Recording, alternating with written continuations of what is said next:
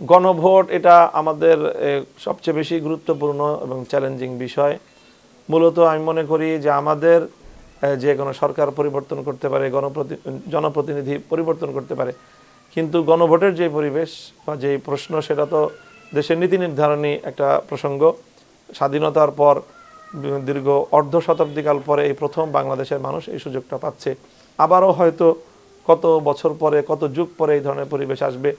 কাজে এই জন্য এই বিবেচনায় জাতীয় সংসদ নির্বাচনের চেয়েও গণভোটের গুরুত্ব আমার দৃষ্টিতে বেশি।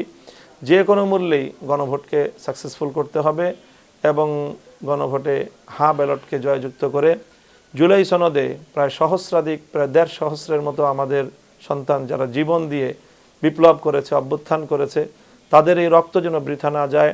শহীদের রক্তের প্রতি যে বাংলাদেশের মানুষের যে দায়বদ্ধতা, সেই দায়বদ্ধতার জায়গা থেকে সম্মিলিতভাবে গণভোটকে সফলকাম করে জুলাই সনদের আইনি ভিত্তি কার্যকর করা দরকার।